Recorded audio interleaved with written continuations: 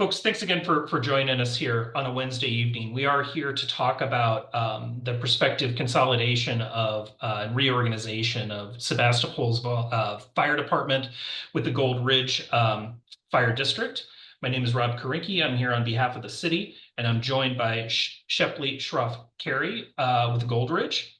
And we're going to walk through a presentation, which should take, I think, about 15 or 20 minutes, which should cover a lot of the high notes of this. And then we'll open it up for Q&A. In the interim, there is a Q&A feature as part of Zoom.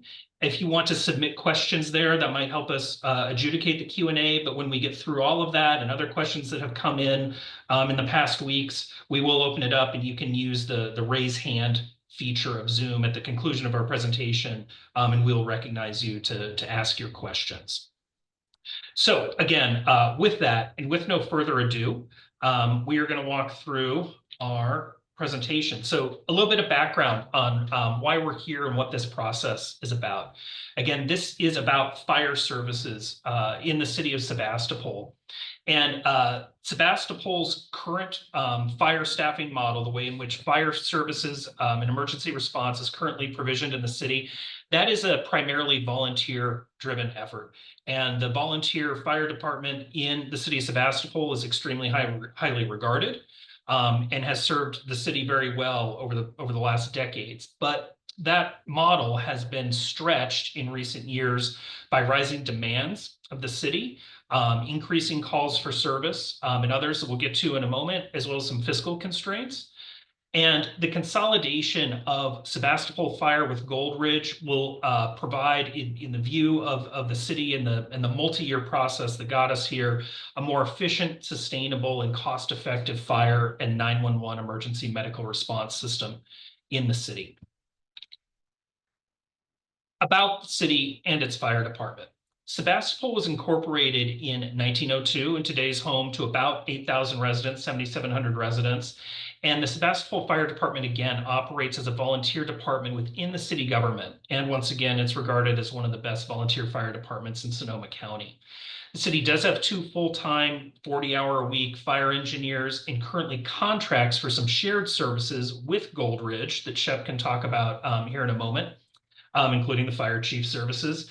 And the remaining positions, the remaining need of the city is staffed by 27 volunteer firefighters and 3 reserve firefighters. Shep, do you want to talk a little bit about Gold Ridge? Yeah, I'd love to. Again, thank you, Rob, and thanks to everyone who's attending tonight. So the Gold Ridge Fire District formed 30 years ago. The original formation was between the Twin Hills and Freestone and Hessel fire departments. The district more recently, for a lot of years was 75 square miles roughly, and then more recently expanded to 226 square miles, where we now serve the communities of Fort Ross, Camp Meeker, Bodega, Valley Ford, Bloomfield, Two Rock, Wilmar, and Lakeville. It's primarily rural with residential and some light commercial properties. Again, largely serviced by volunteers, but also a strong core of paid employees as well. Thanks, Shep. So moving along, I mentioned that this has been a multi-year process, in fact, stretching back the last 7 or 8 years, that the city has formed an ad hoc committee and really tried to review what has gone, what the status of provisioning of fire services are in the city, some of the challenges there, and what is the best way to move forward. So some of the reasons behind the recommendation to reorganize with Gold Ridge: there's been a rising amount of calls for emergency services, up about 15% since 2019, and this has stretched the city thin. The city's volunteers are stretched thin to meet that rising demand. The reorganization with Gold Ridge will provide Sebastopol residents with better response times. So when you call 911, whether it's a medical emergency or a fire or other kinds of emergency, you will receive help faster. And so reorganization with Gold Ridge will move the city from what is predominantly a volunteer-driven fire department to a more robust model driven by career professionals. And so who has been involved in this decision? One is the city government and an ad hoc fire committee, which is a subset of the council and others. And that has gone through a few iterations, but again, has been working on this for a number of years. The Gold Ridge Fire Protection District, who has participated in that. They provide some services to the city already and have weighed in on this and are the prospective provider of service if the consolidation goes forward. There's also an oversight layer in the county, the Local Agency Formation Commission, LAFCO, which is a county level agency, which has had to review this proposal and allow it to proceed. And then, of course, there's the residents here with us tonight and the property owners of Sebastopol. So these are some of the kind of the key players involved in what's going on here. And who would be affected by this? I want to be clear that this is affecting the incorporated area of Sebastopol. There are some folks who may have received a mailing who have a Sebastopol address, but they live in the unincorporated area of the county. What we're really talking about is fire services that are within the city limits. And there would be some parcel taxes associated with provisioning these services, and that would apply only to parcels within the city. And if there are questions about where do you live within or without of the city, you can email us. You can help us understand your address, your parcel number, and we can help advise you with that. So again, how did we get here? I mentioned that the city has established an ad hoc committee and kind of a series of these committees as elected officials have changed and so forth on this issue. And the mission of that ad hoc was to identify and evaluate optimum fire and emergency service delivery options for the city, to provide potential strategies to address both short and long-term options for the fire station, which is aging, and the future plans for 24-hour staffing of that station, to develop strategies to address the needed replacement of fire engines, to develop strategies to address immediate staffing challenges. Did the city have enough volunteers? How would the city proceed to try and meet the level of demand? And to compare and contrast the financial implications of different options, maintaining a volunteer force, provisioning services through a city run model, or consolidating with Gold Ridge or other alternatives. There were some others that were looked at as well. Again, back to key reasons behind the reorganization. Since 2017, stabilizing the future of the city's fire and emergency services has been a priority for the council and city staff. The fire chief has been an active participant on all these committees addressing the issue. There were a series of wildfires in 2017 that prompted the city to prioritize planning for the future of fire services in the community. And then the council then established committees to review city emergency disaster procedures. This city ad hoc committee has held dozens of meetings over the last 8 or 9 years since 2017. But some key recent dates that have led us to the point that we're at right now.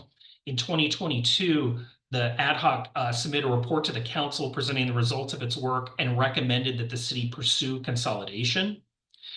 The city then hired a consultant to evaluate that and look at different options there. It was a company called Matrix Consulting, and that report was delivered in August of that year in 2022. In April 2024, the council recommended that the city proceed with reorganizing or consolidating fire services specifically with Gold Ridge versus other alternatives. In October of last year of 2024, the council passed a resolution with the district endorsing the reorganization. In February of this year, the council gave a final approval to proceed with that reorganization. And then there was a public meeting held in March by that local agency formation committee, LAFCO, and notices were sent out to property owners advising of a protest window for this process. So I want to talk a little bit about fire services in Sebastopol. Again, the fire department serves a population of about 7,700 residents from their fire station, which is on Bodega Avenue, and it also provides mutual aid to neighboring fire departments, as is the case in fire departments all over. Overall, medical calls represent about 63% of the call volume. So of 911 calls coming in within the city, nearly 2/3 of those are for medical calls. Fire alarms, structure fires, vegetation fires, and other calls account for about 13.5%. And then there's the balance is rescues, auto accidents, mutual aid, and other services. So big takeaways, a big task for the city's fire services, however provisioned, is for these medical calls. And as with any emergency, the amount of time it takes to respond to that call is quite critical. And the number of calls, just the raw number of calls, has been increasing in recent years.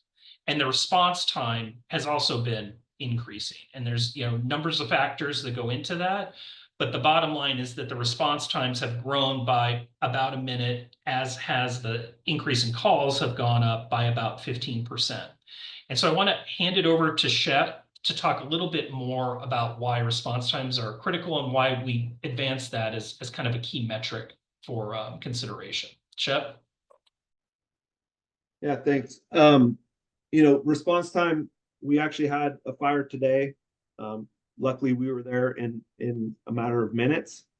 But in the case of a structure fire, we're talking about the energy output increasing by 100% every minute. So the fire can double in size every minute with the modern combustibles that we find in structure fires.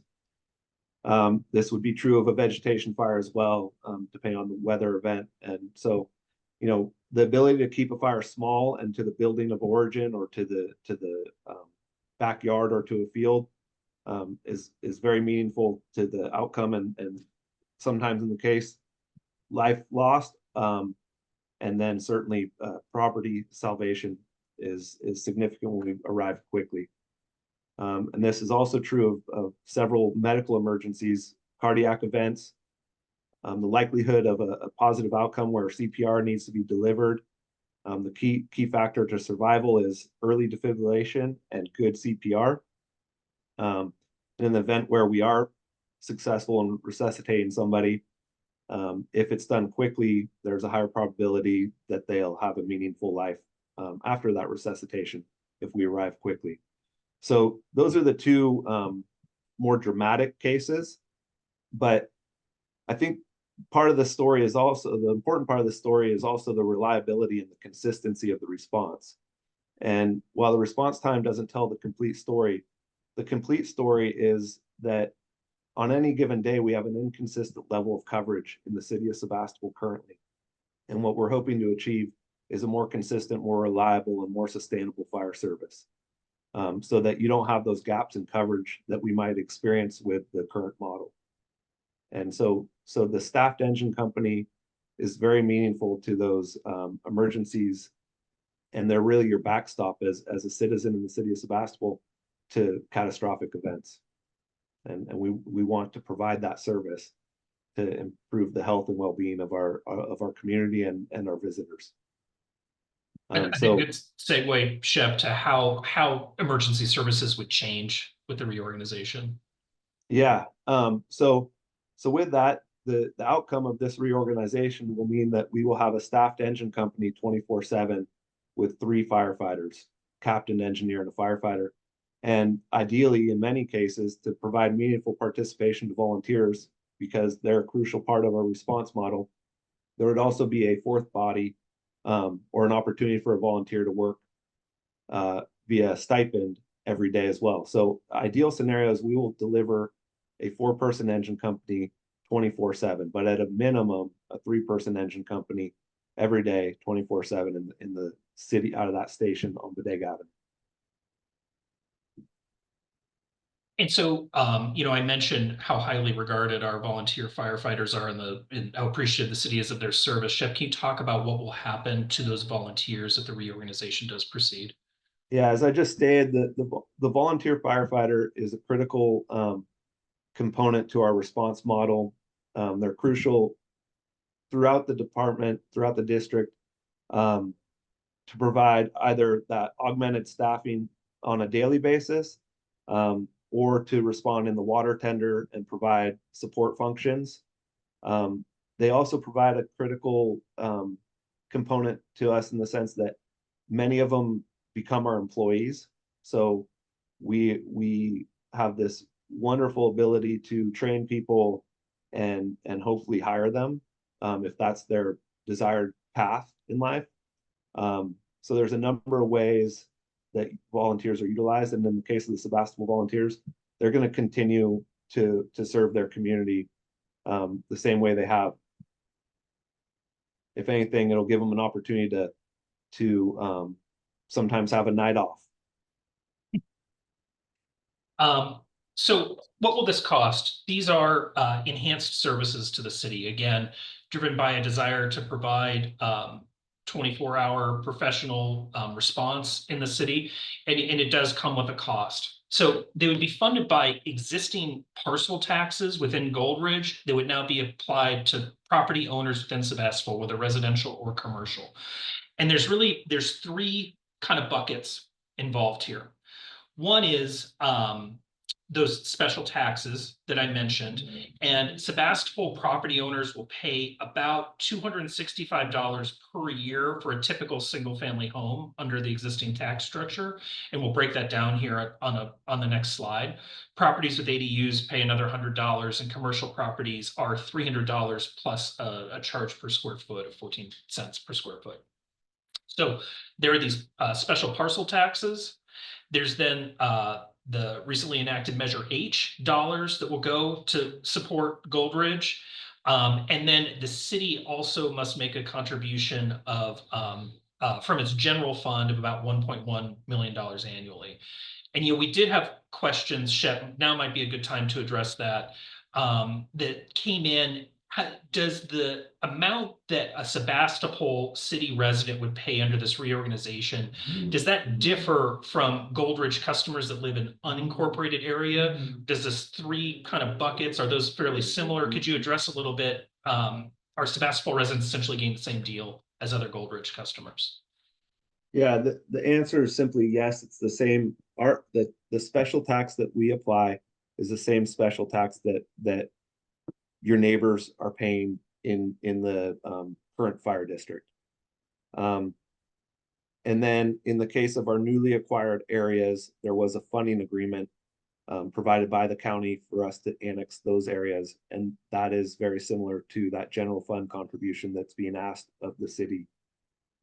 So the answer is simply, we look at the cost to provide the service, and for a number of reasons, we need to ensure that we have adequate funding to have a sustainable fire district and know that we can sustain the service. So those buckets of money are typical throughout the fire district. And so again, you correct me if I'm wrong, but there is the special tax is this $265 on average. There is then the Measure H funds. That's the same city and county, but in both cases, that's not necessarily adequate to cover all of the costs. And in the case of the city, there would be a general fund contribution, and then you have customers in the county, and there's a similar general fund contribution from the county broadly. Correct. Okay. Yes. A little bit more of a breakdown on the special taxes, and Chip, maybe you could address this, the units of risk and what that means and how these kind of break down.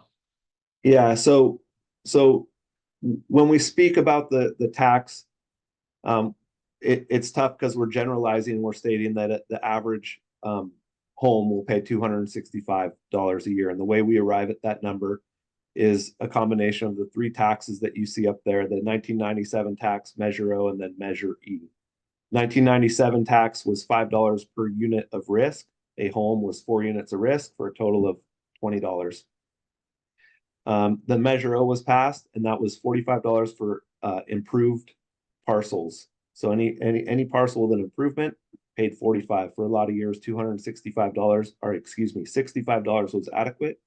And then in 2019, Measure E was passed, and that is where I would say the tax became more comprehensive to include the $200 for a residential structure, $300 for commercial, and then that $100 per other parcel and vacant land.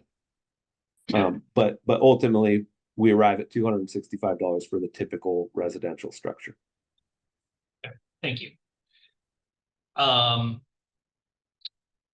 The cost to provide an adequate level of city-operated fire services. So the city did look at whether or not the city should have its own fire department, right? Across the 500 cities in the state, many of them have their own fire department, such as Sebastopol is now, except it's volunteer driven. It was looked at to make that volunteer driven one that's a career driven, paid, or to contract with Goldridge. And again, many cities across the state follow that model where they contract with a county or special district agency to provide the fire services. It was studied both, and it was found that if the city were to do this on its own without contracting, that would cost about $4.4 million annually. But being able to contract with Goldridge specifically would cost about 3.3 million, or about $1 million in aggregate less. Shep, can you talk about what some of the sort of economies of scale are and why it's considered to be more efficient for the city, or for the city to contract with Goldridge than to do it on its own? Yeah, certainly. A large part of the savings is the shared chief. That's what you often hear about if we're talking about school districts or fire districts. Management is a component, a necessary cost, but it is expensive. So the economy of scale is immediate when presented the two options of either consolidation or standalone. The city would have been in a position to have to hire a fire chief. So that's the most obvious one. But then along with that is the management team of division chiefs and battalion chiefs, which again, if the city were to operate and maintain adequate coverage, they would need that leadership and management, and then in that admin as well. There's also economies of scale in fleet.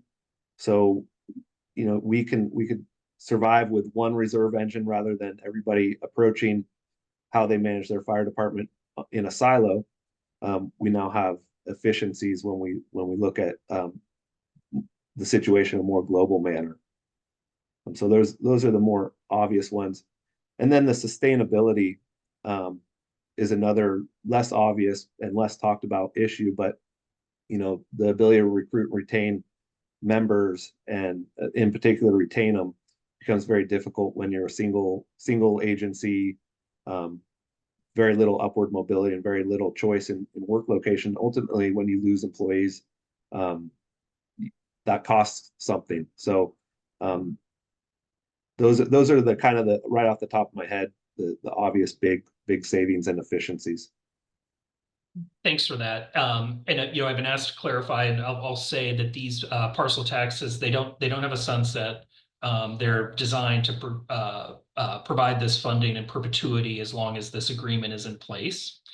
And they could be subject to increases by the governing board, which I think is a good segue to how would Sebastopol residents have a say in the future in the management of their services, right? It's no longer a city department, but it's a contract that the city holds with Goldridge. It's a consolidation, excuse me, not contract, but consolidation.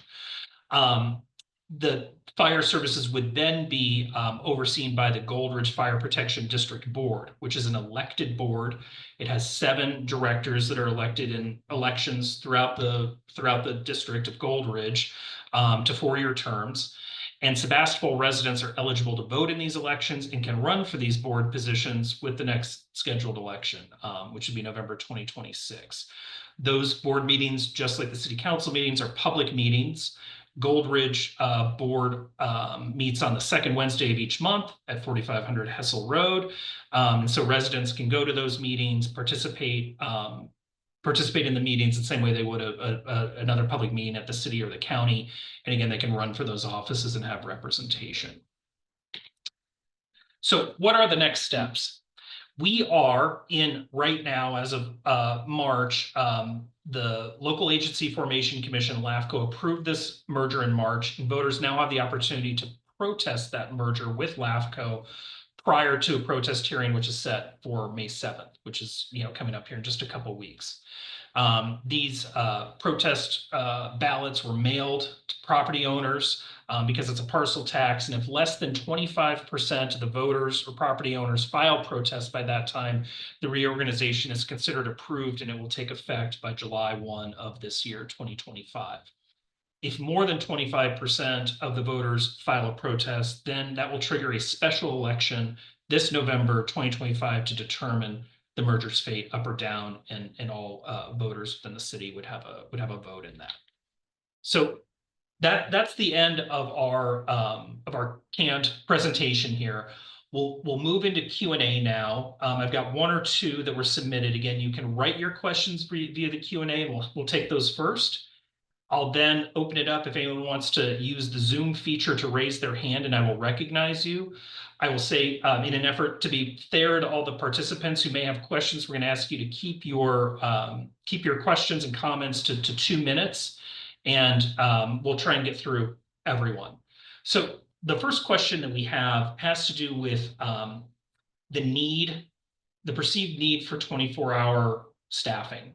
And the use of response times as a potential justification for that. Shep, I think it might be useful as part of that. It was asked, well, one, it was asked, do we have specifics on response needs justified by hour? Are there greater needs at midnight or noon, or, are there different needs, and why do you need 24-hour? But maybe could you help people understand what happens when you call 911 in Sebastopol? Where does that call go? And if it's a call pertaining to the fire department, how does that response come? Fire truck, ambulance, how does that generated? And then how do we consider those calls in the context of 24-hour staffing? Yeah, certainly. I think this was asked by Kyle, and as I stated, and it wasn't meant to be a smart aleck, but essentially emergencies can't be scheduled. So 24/7 coverage is essential. And so the process or what happens when you call 911 is you go to a primary answering point. So typically a police department, in the case of a Sebastopol resident, they answer the call. They ask what the emergency is. And if you state a fire or a medical emergency, they transfer you to REDCOM, which is the countywide dispatch center for fire and EMS. They would then alert the appropriate agency, both ambulance and fire engine, and we would respond. Now, yes, there is the ability to identify peak hours and calls that occur, between 8 a.m. and 5 p.m. But certainly an emergency can occur at any point within the 24-hour period. And my goal is to not have a single person not receive a response. And so it makes it very difficult. And this has been, tried in a number of different ways and places throughout, 100 years of service history. And I'm not speaking about Sebastopol or Goldridge, but throughout the country, where you could have a surge number of people around because these are our peak hours of use. But at the end of the day, if your emergency is at the wrong time, you don't want to receive less service than you might if we staff between 8 and 5, but not at 2 in the morning.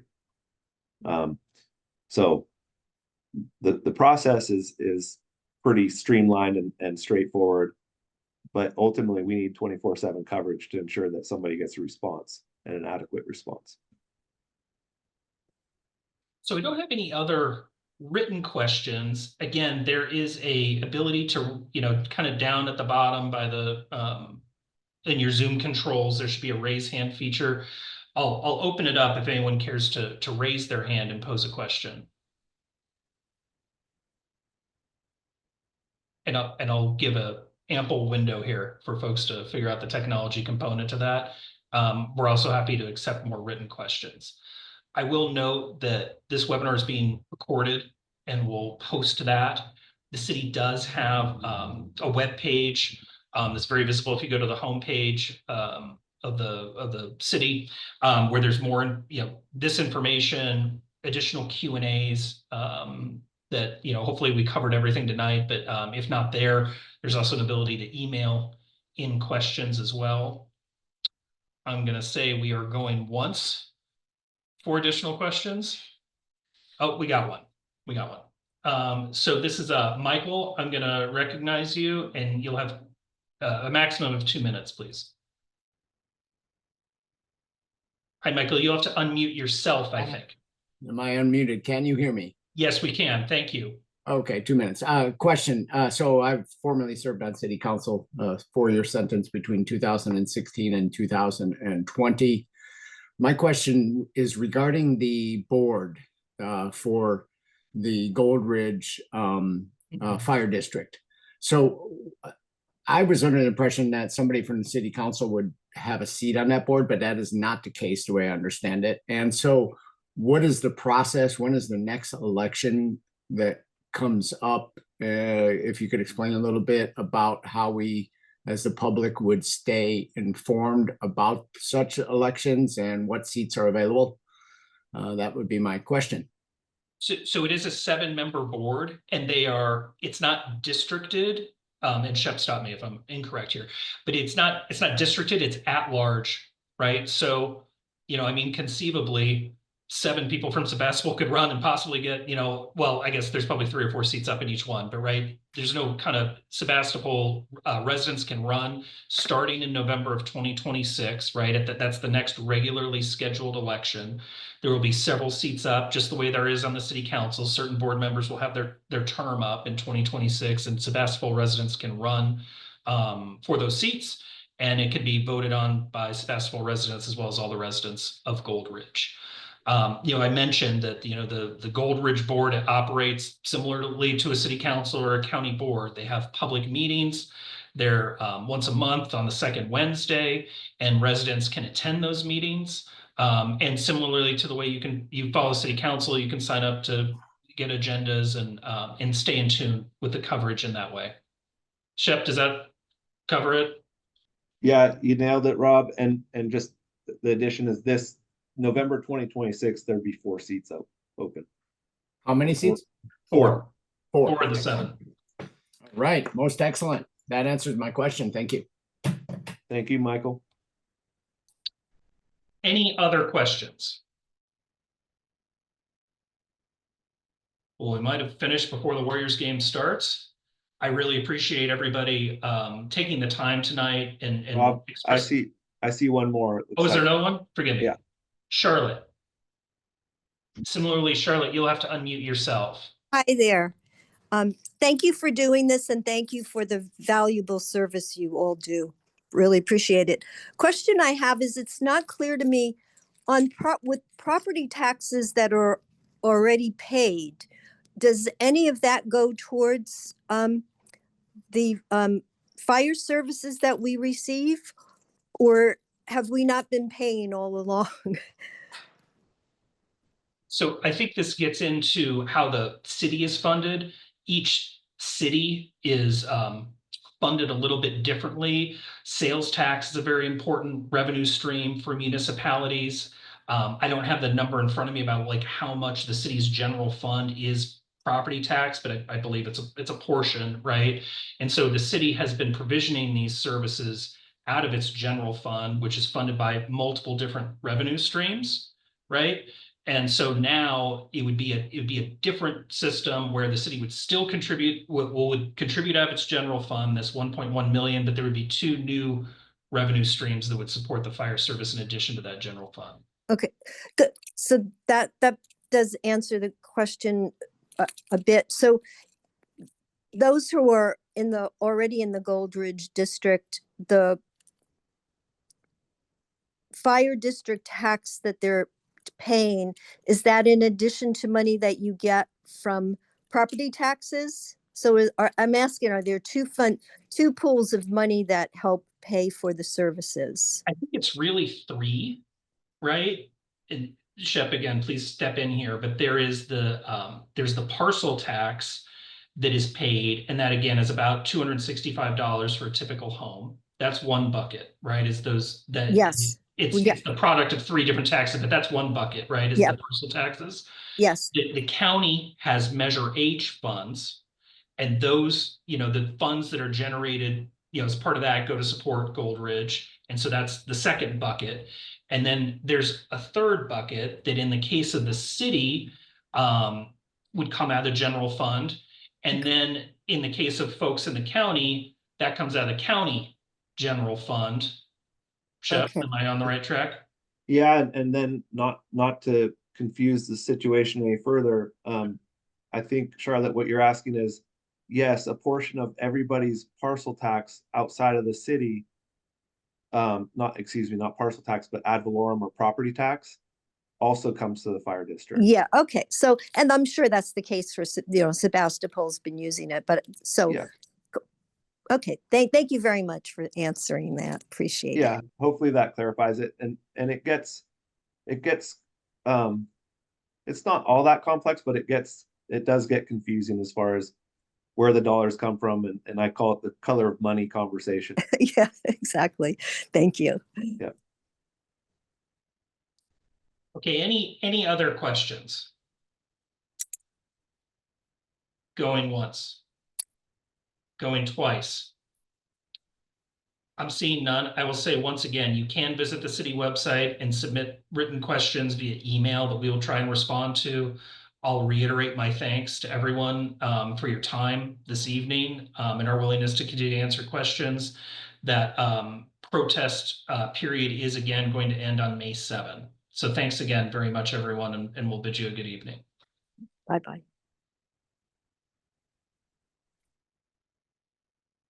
Thanks, Shep.